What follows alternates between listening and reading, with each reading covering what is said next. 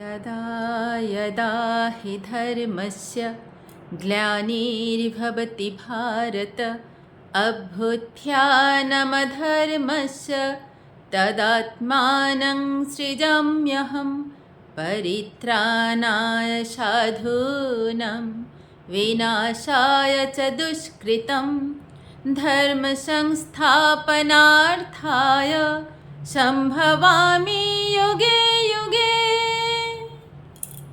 নমস্কার। আজকে একটা শ্রীকৃষ্ণের শ্রীমদ্ ভগবদ্ গীতার শ্লোক থেকে শুরু করলাম। এই শ্লোকের অর্থ হচ্ছে, যুগে যুগে যখন যখন যেখানে অধর্ম ধর্মের ওপর রাজত্ব করবে, সেই অধর্মকে বিনাশ করে ধর্মের পুনঃস্থাপন করার জন্য আমি আসব। আমি মানে স্বয়ং ঈশ্বর নারায়ণ শ্রীকৃষ্ণ। এই শ্লোকটা শুনে আমাদের মনে হয়েছে যেখানে যেখানে পাপ অধর্ম, সেখানেই মানে পাপ যখন একদম মাথাচাড়া দিয়ে উঠে সব কিছু ধ্বংস করে দিচ্ছে, এত বিস্তার পেরে গিয়েছে, সেখানে নিশ্চয়ই স্বয়ং ভগবান এসে রক্ষা করবেন। এই শ্লোকটা শুনে আমাদের যেরকম মনে একটা আশা জাগে যে পাপের বা অধর্মের বিনাশ হবে, সেরকম আমরা কোথাও যেন হতাশাও হয়ে পড়ছি যে এত চারদিকে অনাচার হচ্ছে, তাহলে কোথায় স্বয়ং ভগবান তো আসছেন না। এই যে ভগবান আসছেন না বা সশরীরে কি সত্যি সত্যি ভগবান আসেন, ভগবানের উপস্থিতি, এইটা বড় প্রশ্নচিহ্ন। সত্যি কি ভগবান আছেন? সত্যি কি ঈশ্বর নিজে এসে অধর্মের নাশ করেন? যখন যখন অধর্ম এত বেড়ে যায়, ধর্মকে যখন প্রতিনিয়ত প্রতিহত করছে, সেই সময় কি স্বয়ং ঈশ্বর এসে ধর্মকে রক্ষা করেন, পুনঃস্থাপন করেন? এই প্রশ্নটারই উত্তর আজকে আমার যেটুকুনি মনে হয়েছে সেই থেকে দেওয়ার চেষ্টা করছি। এখানে আমরা যে ইতিহাস রূপে রামায়ণ মহাভারতকে চিনি, তাদের পাঠ করি, আমরা কেন পড়ি ইতিহাস? যে পূর্বের কিছু ঘটনা থেকে শিক্ষা নেওয়ার জন্য। সেখানে কি ভুল, কি ঠিক, কোন ডিসিশনটা কোন সিচুয়েশনে নিলে ভালো হয়, এই শিক্ষা লাভের জন্য আমরা ইতিহাসকে পড়ি। তো সেই হিসেবে আমরা রামায়ণ মহাভারত থেকে রেফারেন্স নিয়ে আমাদের জীবন চলার পথে যাতে ডিসিশনগুলো নেওয়ার সময় কাম, ক্রোধ, লোভ, মোহ, মদ, মাৎসর্য এই ষড়রিপুকে সরিয়ে রেখে নিতে পারি, কিভাবে জীবন চললে আমাদের অধর্মের পথে না গিয়ে ধর্মের পথে এগোনো হয়, সেই শিক্ষা লাভের জন্য আমরা ব্যবহার করতে পারি। এইটাকে যদি একটু সাইড করে রেখে আমরা অন্যরকমভাবে চিন্তা করি, যে আমাদের যতগুলো ধর্মগ্রন্থ রয়েছে বা যা কিছুই রয়েছে, যেখান থেকে আমরা ধর্ম হিসেবে কিছু জ্ঞান লাভ করি, ধর্মশাস্ত্র হিসেবে যেগুলোকে চিনি, সেগুলোকে মূল দুটো ভাগে ভাগ করা যায়। এক হচ্ছে বেদান্ত, আর এক উপনিষদ আর রামায়ণ মহাভারত, এগুলো। তাহলে বেদান্ত, এখানে কি রয়েছে? কতগুলো রুলস, যেন একটা রুল বুক, সংবিধান মতো, এটা করতে হয়, এটা করতে নেই, এরকমভাবে করতে হয়, এরকমভাবে পালন করতে হয়, এইরকম একটা সংবিধানের মতো রচনা সেটা। আর এই যে উপনিষদ বা পুরাণ, রামায়ণ মহাভারত, এখানে আমরা অনেক গল্প পাই। তাহলে ওই একই শিক্ষাকে গল্পের আকারে নীতি কথা দিয়ে, নীতি কথার গল্প যেরকম হয় সেরকম বোঝানোর জন্য গল্পের আকারে বলা। তাই এইটা যখন আমরা জেনে যাব যে প্রধান একটা রুল, সেই রুলটাকে বোঝানোর জন্য একটা রেফারেন্সে গল্প বলে বা নীতিকথার একটা গল্প বলে গল্পের লাস্টে যে নীতিটা আমাকে নিতে হবে, সেইটাই কিন্তু মেন উদ্দেশ্য ওই পুরো গল্পটার। তাহলে এইটা যদি আমরা জানতে পারি, তখন আর রামায়ণ মহাভারতের বিভিন্ন চরিত্র নিয়ে বা কে কখন কি করেছে বা কার এটা অবাস্তব, 10টা মাথা কেন, কার 4টে হাত কেন, এই নিয়ে তর্কগুলো আর আসবে না। কারণ আমরা তো জানি এটা গল্প করে বোঝাচ্ছে, আমাকে মেন উদ্দেশ্য ওই নীতি কথাটা নিতে হবে। তাই এতগুলো কথা বলার কারণ হচ্ছে যে ভগবান স্বয়ং যুগে যুগে আসেন যখন যখন অধর্ম মাথাচাড়া দিয়ে থাকে। তাহলে ভগবান কখন আসেন, কিভাবে আসেন? আমার মনে হয়েছে স্বয়ং ঈশ্বর আসবেন মানেই মাথায় ময়ূর পেখমের অংশ নিয়ে, বাঁশি নিয়ে, বাজাতে বাজাতে আমার সামনে এসে দাঁড়াবেন, এমন নয়। এটা আমরা আশাও করি না যে এই 2026-এ এখন আমরা রয়েছি, এই সময় স্বয়ং শ্রীকৃষ্ণ বাঁশি নিয়ে এসে আমার সামনে ময়ূরপঙ্খীধারী এসে দাঁড়াবেন, এসে আমাকে উদ্ধার করবেন। এটা কখনোই সম্ভব নয়। আমরা যারা একটু বাস্তববাদী কীরকম ভাবি যে ঈশ্বর কারোর না কারোর মাধ্যমে আসবেন। সেটা কীরকম? মানে কোনো একটা পরিস্থিতিতে, ভীষণ জটিল পরিস্থিতিতে যখন আমরা আটকে গিয়েছি, বিপদে আটকে গিয়েছি, তখন কেউ একটা নিমিত্ত, সে একটা মানুষ হতে পারে, কোনো একটা ঘটনা হতে পারে, কোনো পশু পাখি গাছপালা, কোনো একটা ছোট্ট একটা নিমিত্ত, যেইটার কারণে ওই বড় একটা কিছু অনাচার থেকে আমি মুক্তি পেলাম। যদি খুব ডিপলি চিন্তা করি যে ওইটা মানে একদম ঠিক ছিল, একটা বাজে কিছু হবে, সেখান থেকে আমি ঘুরে আসলাম। এটা সবসময় যে আমরা জানতে পারছি তাও নয়, আমাদের অজান্তেও অনেক কিছু হয়ে থাকে। আমরা জানতেই পারলাম না কখন একটা নিমিত্ত তৈরি হলো আমার জন্য, যে আমার কোনো বাজে কিছু হতো তার থেকে আমাকে বাঁচিয়ে দিল। এটা যেমন হতে পারে। তাই আমরা তো বিশ্বাস করি যে ঈশ্বর সর্বত্র বিরাজমান। যখন যখন পাপ বৃদ্ধি পাবে তখন ঈশ্বর যে আসবেন তা নয়। ওই যে পাপ করছে বা যেটা একেবারে নোংরা আবর্জনা সমাজে ফেলে দেওয়া জিনিস, তার মধ্যেও ঈশ্বর রয়েছে, আমার মধ্যেও রয়েছে।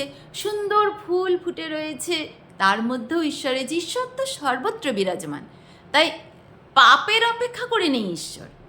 তিনি উন্মুক্ত মনে 2 বাহু বাড়িয়ে রেখেছেন। আমাদের কর্তব্য সেই হাতটাকে জড়িয়ে ধরা। যখন যখন আমরা সেই হাত জড়িয়ে ধরতে যাব, তখনই তিনি আমাদের সামনে উপস্থিত। তখনই কখনোই হাত উনি ঝটকা দিয়ে সরিয়ে নেবেন না, আমাদের সামনে তিনি উপস্থিত। এবার ঈশ্বরকে আমি যদি ভাবি কোনো মানুষের শরীরের, মানুষের চেহারার একটা, এটা ভাবতে গেলে ভুল হবে। তাকে তো ছোট করে দেওয়া হলো। আমাদের কল্পনার অতীত ঈশ্বর। তার না মানুষের চেহারা দিতে পারি, না কোনো জীবজন্তু, পশু, না গাছ, না পৃথিবী, না ধুলো, না বাতাস। আমরা আমাদের চিন্তা শক্তির বাইরে ঈশ্বরের রূপ। আমরা সেইটুকুনি চিন্তা করি যেগুলো আমরা চাক্ষুষ দেখেছি, অনুভব করেছি, কানে শুনেছি। আমাদের ইন্দ্রিয় গ্রাহ্য যেই জিনিসগুলো, সেইগুলোরই আমরা কল্পনা করতে পারি। তাই ঈশ্বরের রূপ আমরা আমাদের জানা সীমিত কিছু মানুষের মতো বা পশু পাখির সঙ্গে, গাছপালার সঙ্গে, পৃথিবী, মাটি, আকাশ, এর সঙ্গে তুলনা করে ব্যাখ্যা করি। ঈশ্বর এর থেকেও ঊর্ধ্বে, সর্বত্র বিরাজমান, সব জায়গায় রয়েছেন, সব কিছুতে রয়েছেন। আমরাও ঈশ্বরের মধ্যেই রয়েছি। এই বিশ্বাস যদি রাখি, তাহলে তো তার রূপ আমরা বর্ণনাই করতে পারছি না, সর্বক্ষণই রয়েছেন। তাহলে এই কথাটা আলাদা করে বলার কারণ কি? তাও আবার শ্রীকৃষ্ণের শ্রীমুখ থেকে এসেছে যে যখন যখন পাপ বৃদ্ধি পেয়ে যাচ্ছে, তখন ধর্মের পুনঃস্থাপনের জন্য আমি আসি। আমি মানে স্বয়ং ঈশ্বর। আর আমরা এটাতেই বিশ্বাস করি যে আমাদের মধ্যেও ঈশ্বর রয়েছেন। এবার এটা তো আমরা দেখেইছি, অহম ব্রহ্মাস্মি, মানে আমার মধ্যেই ব্রহ্ম, ব্রহ্মের মধ্যেই আমিই ব্রহ্ম। তাহলে আমার মধ্যেই যদি ঈশ্বর থাকে, তাহলে আমি ঐশ্বরিক শক্তির অধিকারী। কীরকম ঐশ্বরিক শক্তি? মানে ম্যাজিশিয়ান নয়। আমার সামনে প্রকৃতিতে যা কিছু ঘটনা ঘটছে, সেই সময় আমি যেই রকম মনস্থির করে ডিসিশন নেব, সেই ডিসিশনটা কীরকম হচ্ছে, ঐশ্বরিক নাকি আসরিক, এইটাই প্রধান উদ্দেশ্য। মানে মহাভারতের উদাহরণই ধরি। ধৃতরাষ্ট্রের ছেলে দুর্যোধন রাজার ছেলে, তার লোক প্রতিপত্তি প্রচুর, সম্পদও মানে ভারতবর্ষের সবথেকে বড় সাম্রাজ্য তখন হস্তিনাপুর। সেই সাম্রাজ্যের যুবরাজ দুর্যোধন, তার শারীরিক ক্ষমতাও অতুলনীয়। সে মানে এমন তার দক্ষতা বিভিন্ন বিষয়। তাহলে যদি যদি সেই চাইতো, তার সামনে তো অনেক সম্ভাবনা ছিল, বিশাল ভালো রাজা, অনেক সুন্দরভাবে রাজ্য শাসন করে নাম করে, মানে ইতিহাসটাই অন্য রকমভাবে রচিত হতো।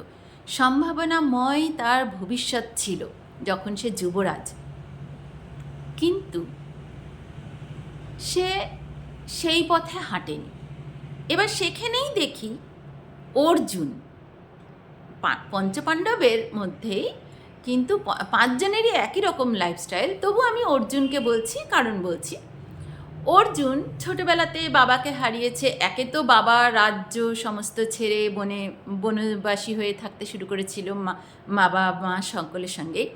এবার বাবা মারা গিয়েছে, মাতৃও মারা গিয়েছে, বিধবা মা কুন্তি, তার কাছে 5টা ছেলে জঙ্গলেই ছিল, সেখান থেকে আবার সকলে মায়া করে নিয়ে এসেছে রাজপ্রাসাদে। তো সেখানে এসে অন্যের দয়া দাক্ষিণ্যের উপর সংকুচিত হয়ে তারা জড়সড় হয়ে রয়েছে। তাদের না লোক বল, না অর্থ বল, না কিছু।